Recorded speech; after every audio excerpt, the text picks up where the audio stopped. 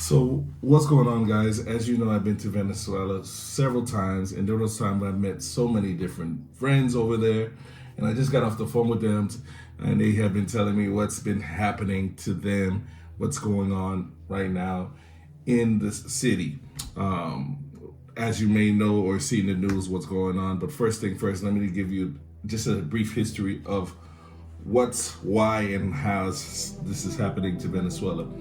Venezuela is a country in South America next to Colombia. It's in the Caribbean Sea area, and basically in the early 2000s, it was put on the sanctions by George Bush because of drug terrorism issues. Si los Estados Unidos agrediera a Venezuela, una invasión, digámoslo más claramente, olvídense del petróleo. From that on, it slowly transformed to other issues like human rights issues under Obama, and then came Donald Trump. Donald Trump presided over the largest expansion of U.S. sanctions on Venezuela, beginning in 2017. His administration has justified these sanctions by pointing to dispute elections, voter fraud basically under Nicolas Maduro. One of the most significant moves was cutting Venezuela off from U.S. financial institutions and capital markets. Los países lo respetan. Nadie se mete con un banco central de ningún país. This dealt a serious blow to the government of Venezuela's ability to operate financially. And to make things even worse, throughout all these sanctions, the government was actually collapsing from inside. The country's financial problems started in 2014 when the global oil prices collapsed. At the time, Venezuela was heavily dependent on this oil as its major GDP. Let me give you perspective. At one point, Venezuela was the most wealthiest country in South America, and it was all because of the oil they were exporting out. By 2015, between the financial institution in Venezuela collapsing and all these sanctions happening, there was food shortages, medicine shortages. People started to leave, but it was in 2017 when they had a max exodus. That was just too much for them. Venezuela already has the world's highest inflation, and it looks like the economic crisis there is about to get even worse. The International Monetary Fund projects the country's inflation rate will rise to an incomprehensible 1,000,000% by the end of the year. Venezuela's GDP is also projected to fall by 18%, making it Venezuela's third straight year of a double-digit decline. The economic collapse is so severe, many Venezuelans are seeking a better future elsewhere. An estimated 2 million are expected to leave the country this year, according to published reports. That would mean nearly 4 million people have already left since 2016. Trump went to voter fraud his first term. Fast forward to today, it went back to drug terrorism. In fact, if you look at what was happening in 2025, there was this huge talk about blowing up boats that were coming from Venezuela. The U.S. government standpoint was those boats had drugs in them. Admiral Bradley worked well within his authority in the law. He directed the engagement to ensure the boat was destroyed and the threat of narco-terrorists to the United States was completely eliminated. And then we fast forward to today, a couple hours ago, Venezuela just got bombed. What we know now is the president, or the previous president, Nicolas Maduro, has been expedited, him and his wife arrested and brought to America to face their charges. Right now, meantime, Maduro, in that image you see him, it was posted by President Trump. He is on his way to the United States to face drug trafficking charges in the Southern District of New York. What's happening right now? If you go to Miami, you'll see a lot of Venezuelan people happy, enjoying. For the most part, a lot of Venezuelans, especially out of the country, are enjoying the news.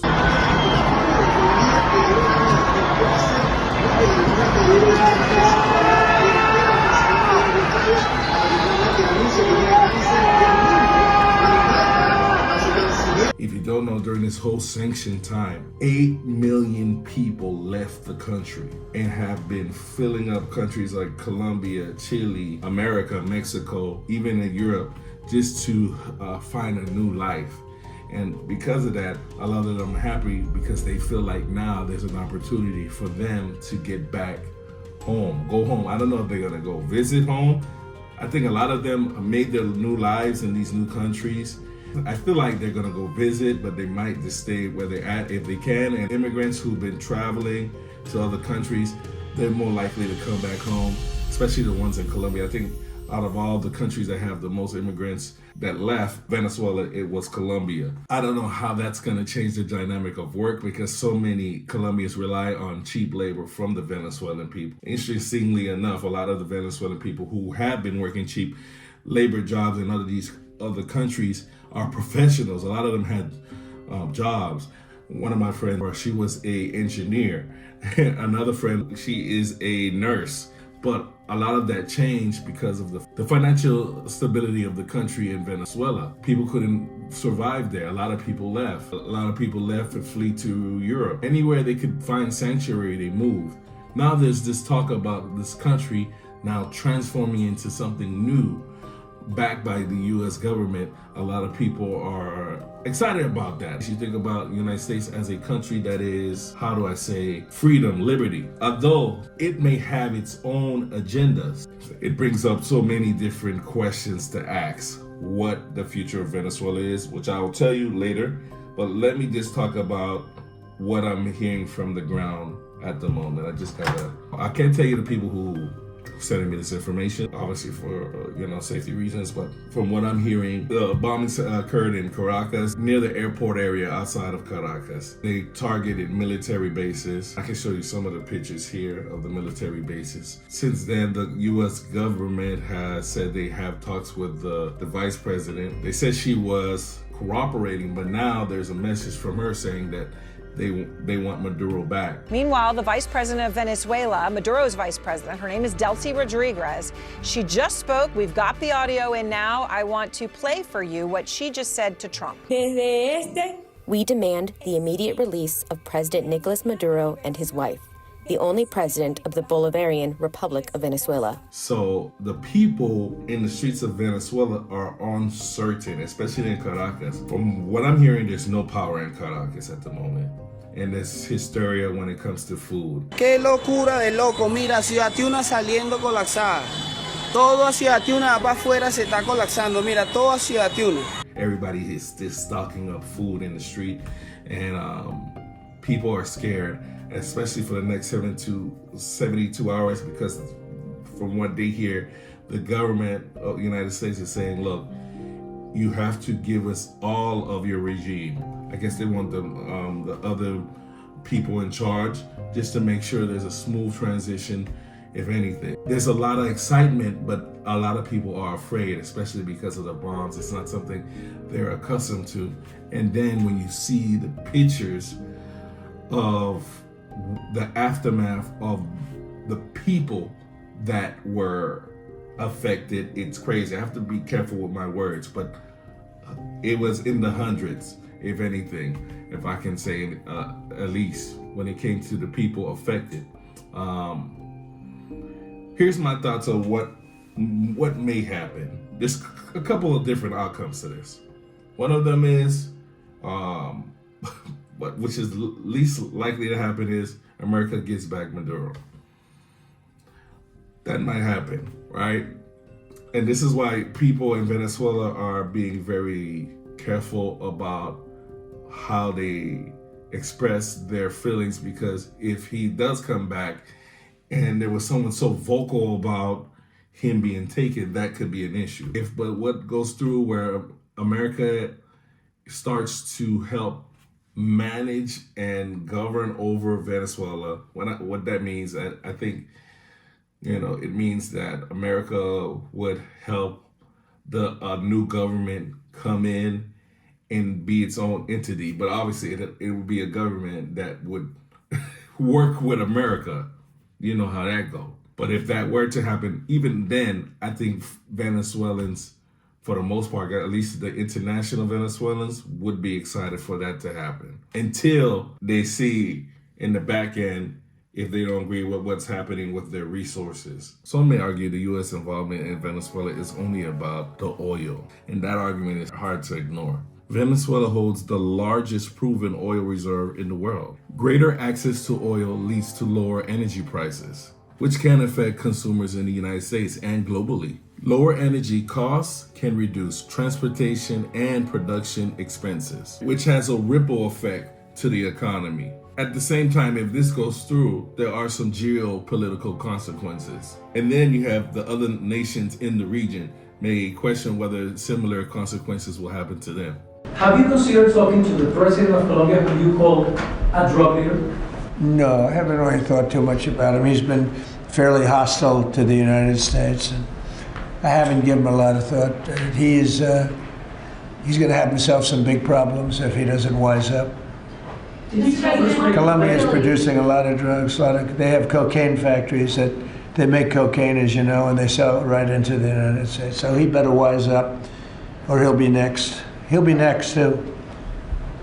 And I hope he's listening. He's going to be next. This whole thing that's happening right now is bound to trigger some huge backlash internationally. So just think about it, guys. If we take over one huge country like Venezuela, what's stopping us from doing that for other countries like Panama or Colombia? I think it'll be a really hard thing to prove that they can take Colombia, but there might be more bombings in drug regions in Colombia. And that whole idea opens up a new Pandora box. The idea that if America would take over this huge region of Central South America, that they can empower these countries to be their new China. As I mentioned, I've been to Venezuela several times, and my overall experience living in that country for several months has what's very interesting. It's a country that learned to exist in a box per se through all the sanctions that were put on it that affected its economy.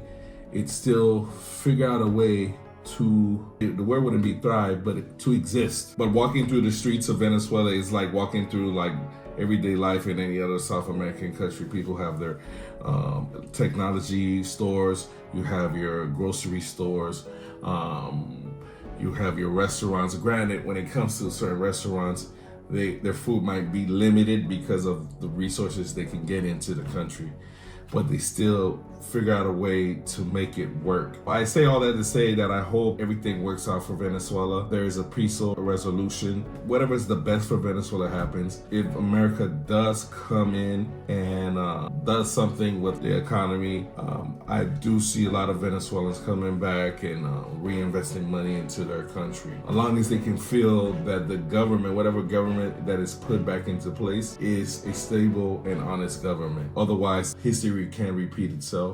I do see people going back to their country, reinvesting into their country. And those who left, as I mentioned, like in Colombia, Chile, Argentina, most likely if they don't have a stable life, because you're talking about people who left years ago, some of them have families married into the country in terms of married as citizens of the country. But if that's not the case, many of them are going to leave and come home. And that's going to affect a lot of the economy throughout South America. I mean, there was this whole issue about immigration, how much they don't like immigration in certain countries, but a lot of businesses have learned to hire for cheap labor, I have to say it, Venezuelans, to keep things affordable. So if these Venezuelans leave and they go home, it's gonna be crazy. Now, why would Venezuelans want to go home? If everything changes where there's no sanctions with America, this is hypothetically speaking, then here are a couple things that might change. Well, flights. Currently, if you want to fly to Venezuela from America, you can't. A plane from Venezuela, because of the sanctions, cannot touch American soil. So the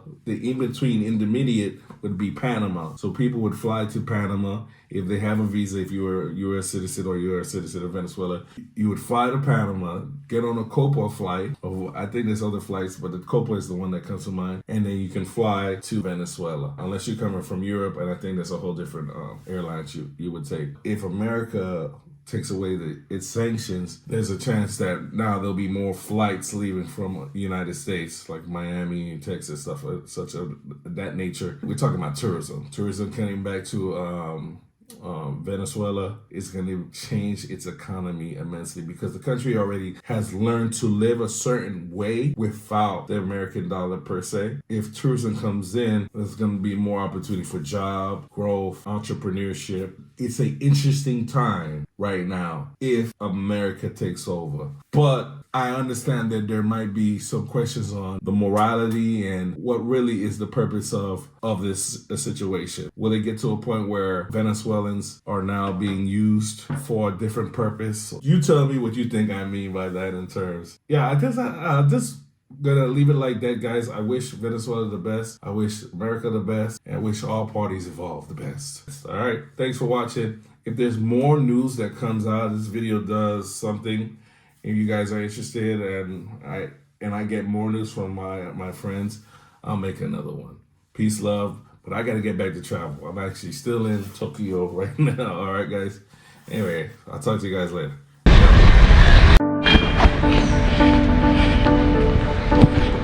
What's up, guys? I am back in Venezuela, and I came to take a picture of this statue right here.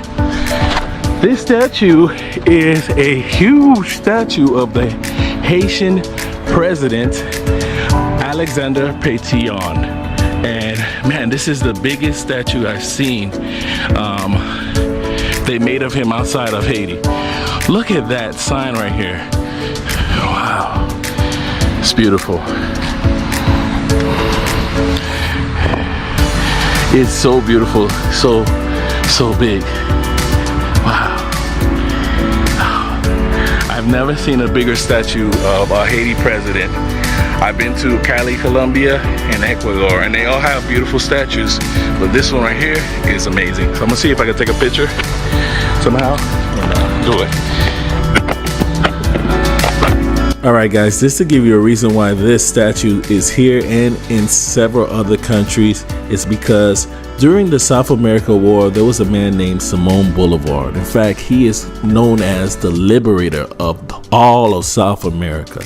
Pretty much, he led a huge war beating a lot of Spaniards, but he almost failed. There was a war he failed in Cartagena. He was at his last leg, so he went looking for some help from other countries, but everyone told him no until he went to this newly found republic in the islands. He met up with the generals, and they agreed that they would help him fight his war. And so they gave him funds, they gave him new arms, they gave him a printing press, they gave him men so he could continue his fight, and so he did.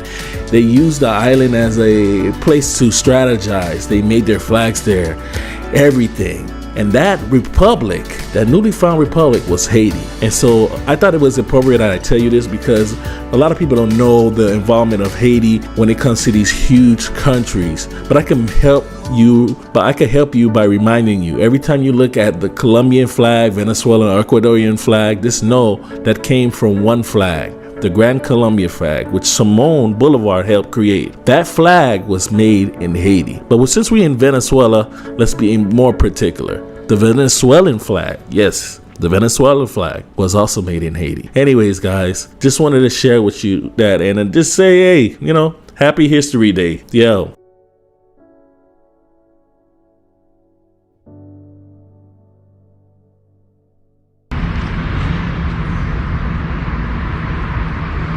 Hey guys, if you want to see more adventures for Venezuela, I got you.